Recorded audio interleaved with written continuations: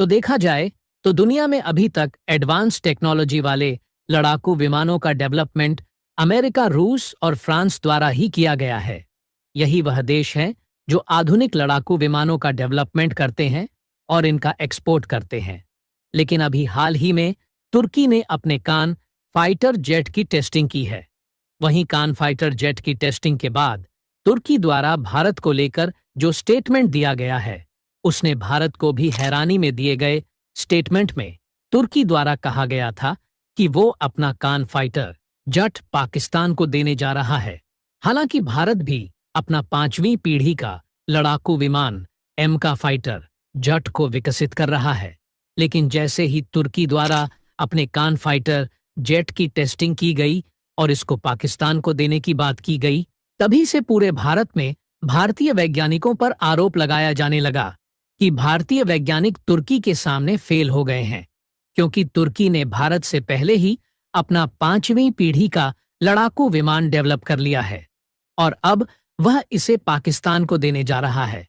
लेकिन जैसा कि आप जानते हो कि आज का भारत मोदी सरकार के नेतृत्व वाला भारत है। मोदी सरकार ने दुश्मनों को ठोकने के लिए गुप्त तरीके से ऐसी प्लानिंग कर रखी है। तो दोस्तों, इस वीडियो में 2 खबरों पर डिस्कस करने वाले हैं, तो आप सभी इस वीडियो को लास्ट पूरा जरूर देखना। तो चलो शुरू करते हैं। लेकिन उससे पहले भारत के लिए इस वीडियो को एक लाइक करके चैनल को सब्सक्राइब करें और बेल आइकन को जरूर से ऑन रखें। यह आप सभी के लिए छोटा सा काम है, लेकिन इससे हमारी बहुत बड़ी मदद होती है। तो चलिए शुरू करते हैं। दरअसल दोस्तों, भारत के सारे दुश्मनों की पैंट गीली होने वाली है और इसी क्रम में भारतीय वैज्ञानिकों ने अब अपने जिस लड़ाके को दुनिया के सामने रखा है, यकीन मानिए पूरी दुनिया की बोलती बंद हो गई है। तुर्की अलग ही विलाप कर रहा है कि उसकी सारी प्लानिंग नाकाम हो गई है, क्योंकि भारत ने अब जिस लड़ाके को दुनिया के सामने रखा है, यह दुनिया में विकसित किए गए सारे फाइटर जेट का बाप होगा।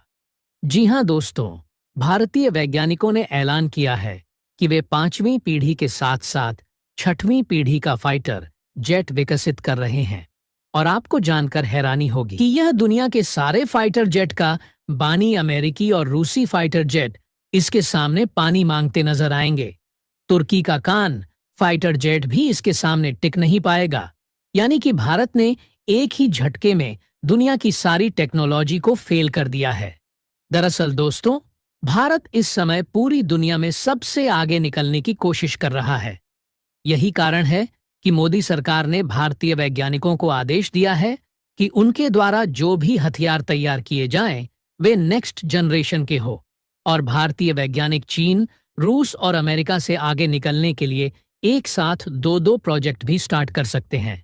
भारत इस समय अपने एम का फाइटर जेट को डेवलप करने में जुटा हुआ है और पूरी दुनिया भी यही सोच रही थी कि भारत सिर्फ एम का फाइटर जेट पर काम कर रहा है। लेकिन यहाँ पर भारतीय वैज्ञानिकों ने पूरी दुनिया के सामने जो फाइटर जेट रखा है, यकीन मानिए पूरी दुनिया में बवंडर आ गया है, क्योंकि भारतीय वैज्ञानिक गुप्त तरीके से जिस प्रोजेक्ट पर काम कर रहे थे, उन्होंने अब उस प्रोजेक्ट को ओपन कर दिया है। दरअसल दोस्तों, कुछ दिनों पहले मैंने आपको एक वीडियो के माध्यम से जानकारी दी थी कि भारत 6वीं पीढ़ी का लड़ाकू विमान फफा फाइटर जेट को डेवलप कर रहा है। लेकिन तुर्की जैसे देशों का मानना था कि भारत का यह प्रोजेक्ट फेक है, भारत इस तरह के किसी प्रोजेक्ट पर काम नहीं कर रहा है। लेकिन अब फूफा फाइटर जेट की सारी जानकारी सामने आ गई है, यानी कि भारतीय वैज्ञानिकों ने इसकी डिजाइन को दुनिया के सामने रख दिया है। दरअसल दोस्तों, भारतीय वैज्ञानिकों द्वारा हाल ही में एक रहस्यमय फाइटर जेट के डिजाइन को लीक किया गया है, जो पारंपरिक लड़ाकू विमानों से पूरी तरह अलग है। इसका स्ट्रक्चर साइंस फिक्शन मूवीज में दिखाए गए लड़ाकू विमानों की तरह दिखाई दे रहा है। कई रक्षा विशेषज्ञों का मानना है कि यह भारत के फूफा फाइटर जेट की तस्वीर है, जो दुनिया का पहला 6वीं पीढ़ी का लड़ाकू विमान होने वाला है। फूफा यानी कि फ्यूचरिस्टिक अनमैन्ड फाइटर एयरक्राफ्ट। दोस्तों, फूफा फाइटर जेट को लेकर कुछ दिनों पहले मैंने आपको को जो जानकारी दी थी, उसमें ज्यादा कुछ क्लियर नहीं किया था कि भारत द्वारा डेवलप किया जा रहा यह फाइटर जेट कैसा होगा, इसमें कौन कौन से हथियार लगाए जाएंगे, क्योंकि उस समय इस फाइटर जेट को लेकर ज्यादा जानकारी पब्लिक डोमेन में मौजूद नहीं थी। लेकिन अब भारतीय वैज्ञानिकों ने सब कुछ क्लियर कर दिया है। यही कारण है कि भारत के दुश्मन देशों में मातम छाया हुआ है। रिपोर्ट के अनुसार फूफा फाइटर जेट तेजस लड़ाकू विमान से छोटा होगा। इसका वजन 8 से 9 टन होने की उम्मीद है। यह लॉयल विंगमन की अवधारणा पर काम करेगा, यानी कि इसको उड़ाने के लिए किसी पायलट की जरूरत नहीं होगी। बेस स्टेशन पर बैठा कोई पायलट इसको ऑपरेट कर रहा होगा।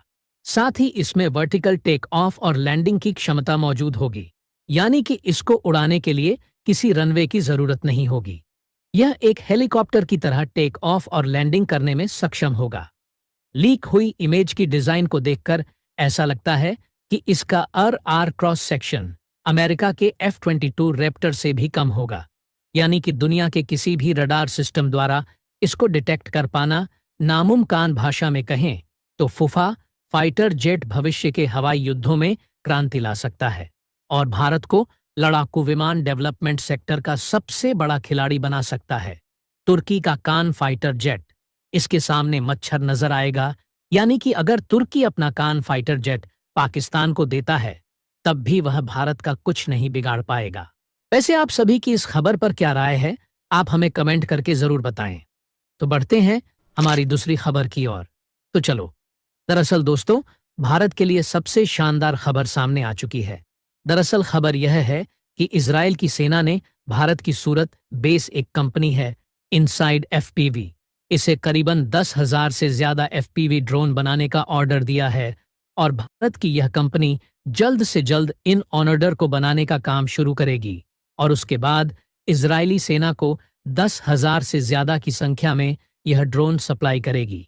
और आपको बता दूं, यह नॉर्मल ड्रोन नहीं है, यह FPV ड्रोन है। अब आप कहोगे कि नॉर्मल ड्रोन और FPV ड्रोन में अंतर क्या होता है?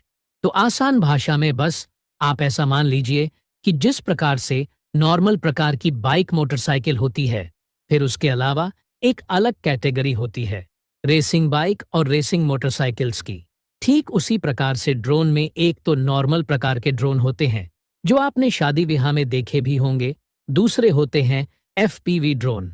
इन्हें एक तरीके से रेसिंग ड्रोन माना जाता है। उसके बाद इसे उड़ाया जाता है और इस वजह से आपको फर्स्ट हैंड एक्सपीरियंस मिलता है, जो बहुत जरूरी होता है क्योंकि ये ड्रोन बहुत ही ज्यादा फास्ट होते हैं। इनकी एक्टिविटी और मूवमेंट इतनी ज्यादा तेज होती है कि साधारण डिस्प्ले पर देखकर आप इसे कंट्रोल नहीं कर सकते। और आज की तारीख में FPV ड्रोन बहुत ही ज्यादा फेमस हो चुके हैं, खासकर कि दुनिया भर की सेनाओं में। ऐसा इसलिए क्योंकि यूक्रेन की सेना ने रूसी सेना की जो बैंड बजाई है ना पिछले 2.5 सालों में, उसमें ड्रोन का इस्तेमाल जो किया है वह सारे के सारे FPV ड्रोन थे, क्योंकि ये इतने ज्यादा फास्ट होते हैं कि रूसी सेना इससे पहले कि यूक्रेन ड्रोन को डिटेक्ट कर पाती, ये उन पर अटैक करके उन्हें नष्ट कर देते थे। उनके हथियार खाने तबाह कर देते थे।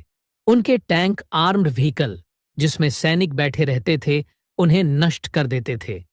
इसी वजह से FPV ड्रोन इतने ज्यादा पॉपुलर दुनिया भर के सेनाओं में हो चुके हैं और इसीलिए इजराइल की सेना भी इन्हें एक्वायर करना चाहती है ताकि इन FPV ड्रोन को वो सुसाइड ड्रोन में बदल सके और उसके बाद इनका इस्तेमाल कर सके वो हमास और हिजबुल्लाह के खिलाफ, क्योंकि इजराइल को पता चल चुका है। आज के लिए बस इतना ही और जाते जाते इस वीडियो को एक लाइक करके चैनल को सब्सक्राइब जरूर से करें। बाय। भारत की यह कंपनी जल्द से जल्द इन ऑर्डर को बनाने का काम शुरू करेगी और उसके बाद इजरायली सेना को 10,000 से ज्यादा की संख्या में यह ड्रोन सप्लाई करेगी। और आपको बता दूं, यह नॉर्मल ड्रोन नहीं है, यह FPV ड्रोन है। अब आप कहोगे कि नॉर्मल ड्रोन और FPV ड्रोन में अंतर क्या होता है? तो आसान भाषा में बस आप ऐसा मान लीजिए कि जिस प्रकार से नॉर्मल प्रकार की बाइक मोटरसाइकिल होती है, फिर उसके अलावा एक अलग कैटेगरी होती है रेसिंग बाइक और रेसिंग मोटरसाइकिल्स की, ठीक उसी प्रकार से ड्रोन में एक तो नॉर्मल प्रकार के ड्रोन होते हैं जो आपने शादी विवाह में देखे भी होंगे, दूसरे होते हैं FPV ड्रोन। इन्हें एक तरीके से रेसिंग ड्रोन माना जाता है। उसके बाद इसे उड़ाया जाता है और इस वजह से आपको फर्स्ट हैंड एक्सपीरियंस मिलता है, जो बहुत जरूरी होता है, क्योंकि ये ड्रोन बहुत ही ज्यादा फास्ट होते हैं। इनकी एक्टिविटी और मूवमेंट इतनी ज्यादा तेज होती है कि साधारण डिस्प्ले पर देखकर आप इसे कंट्रोल नहीं कर सकते। और आज की तारीख में एफपीवी ड्रोन बहुत ही ज्यादा फेमस हो चुके हैं, खासकर कि दुनिया भर की सेनाओं में। ऐसा इसलिए क्योंकि यूक्रेन की सेना ने रूसी सेना की जो बैंड बजाई है ना, पिछले 2.5 सालों में, उसमें ड्रोन का इस्तेमाल जो किया है वह सारे के सारे एफपीवी ड्रोन थे। क्योंकि ये इतने ज्यादा फास्ट होते हैं कि रूसी सेना इससे पहले कि यूक्रेन ड्रोन को डिटेक्ट कर पाती, ये उन पर अटैक करके उन्हें नष्ट कर देते थे। उनके हथियार खाने तबाह कर देते थे। उनके टैंक आर्म्ड व्हीकल जिसमें सैनिक बैठे रहते थे, उन्हें नष्ट कर देते थे। इसी वजह से एफपीवी ड्रोन इतने ज्यादा पॉपुलर दुनिया भर के सेनाओं में हो चुके हैं।